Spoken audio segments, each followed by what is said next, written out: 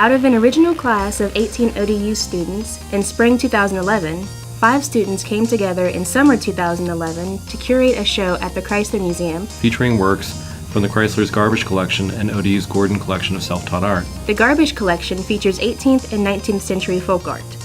The Gordon Collection features contemporary 20th century self-taught art. The students chose the term self-taught to describe both collections. This exhibition encompasses a diverse array of self-taught art and argues for its inclusion into the mainstream.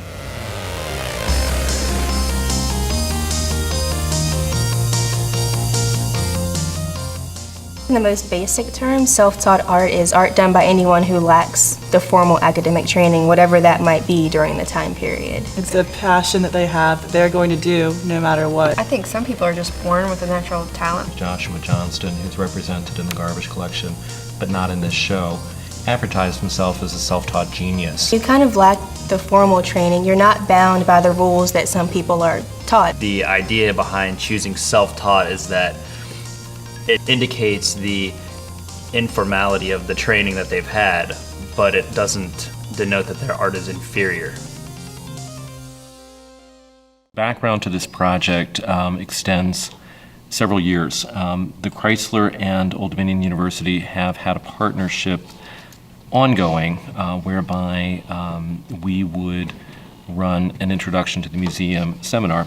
Dr. Amy Brandt stepped in to direct the students this summer from the museum side, and it was beneficial really to have a curator leading us through this final part of the exhibition as opposed to the educator who had led us through the foundational work. I especially liked working with ODU and with you guys as students because it facilitated a more innovative atmosphere. We were able to do things that were a little bit more cutting edge, something we may not have attempted, had we not had this opportunity. It's been really exciting to forge forward. For most of us, it started out as a visual aesthetic. We kind of picked which ones we like to look at. But what we did find to really enjoy was the connections that all the pieces make with one another. We had to realize for ourselves that, it was part of the mainstream. So we had to come to that realization before we could pick the pieces to show everyone else. I had never seen one of the Tempest before, and through all the research that I've done, he's never done another Tempest.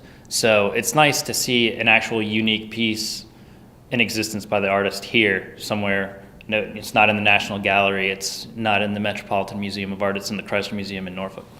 Being in this little corner gallery, it really is an intimate spot, but it's also talking to the other galleries around it, and I think that that's very important. So, we decided what kind of theme we wanted to portray, and we really honed in on identity and discovery and community. To this spiritual wall with incorporating landscapes from the 18th century artists to our contemporary artists. They really show and preserve this ideal of their spirituality and the abundance of their world. I'm excited to have all these 4 artists together because they're really big on identity, whether it's for themselves or for the patron. It's a wall that's meant to display identity within community, and I think it does that really well. For example, we have the Purvis, who is really well known for painting on stuff that he found within his community. In this example, it's a piece of plywood, and he would often just hang it back up. So I think that really elicits that idea of community just by having that, and then when you surround it with other heads and such, it starts becoming one big experience as opposed to each individual portrait. So you get this community feel. The Barth children from Worcester, Mass, and Nicholas Mundy, Man with Tribune, I really feel like the two are somewhat, in a sense, like recreated by the Sloan in the middle. While the formal, aspects are similar in all 3, I really feel like the Sloan makes the 2 pop. We had some pretty knockdown dragouts trying to get some works in, some works out, kick these in. It's hard enough to be a curator by yourself, let alone 5 people working together. We went through a lot of different, I guess you could almost say, struggles with where, each painting was going to go. That was pretty challenging. He was all for the Sloan. She hated the Sloan. I wanted to put 8 Sesows in there. It was pretty crazy. The Sloan, before I even knew who it was, before I even knew the title, it was just the first image that that popped out at me. We've kind of kicked it out at least 2 or 3 times. Oh, at least. But we went to visit the Gordons, and Chris kind of pulled a coup on us and showed the pairing to Mrs. Gordon. Witovich. And Vitovich went with Mrs. Gordon. He was like, yeah, we love it. And Mrs. Gordon was like, yeah, we love it. And Chris was like, I told you so. I really feel like the most interesting part about actually seeing the works were the application of the paint. Of the Sesow too, and this is the last time I'm gonna harp Sesow, I promise. Like, it's just, you can kind of see, it looks like he took a shovel, threw oil paint on there, and just kind of smoothed it out. It's that rough and that thick, so you don't really get that in pictures.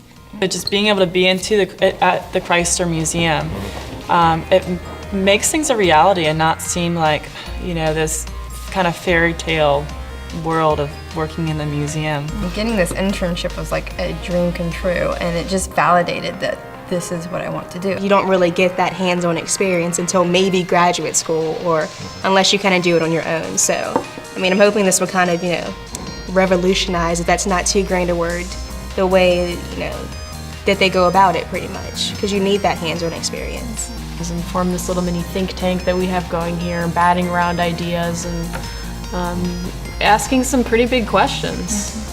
So that part has been really exciting. We want our viewers to kind of go through the same process of coming to an understanding of the importance of these works. I want them to appreciate the magnet. It's nice to be like, yeah, my name is on that. We did that. Aside from just the main theme, hopefully visitors can see that self-taught art encompasses such a wide variety of styles, and realize that, you know, there's something for everyone in there to fall in love with.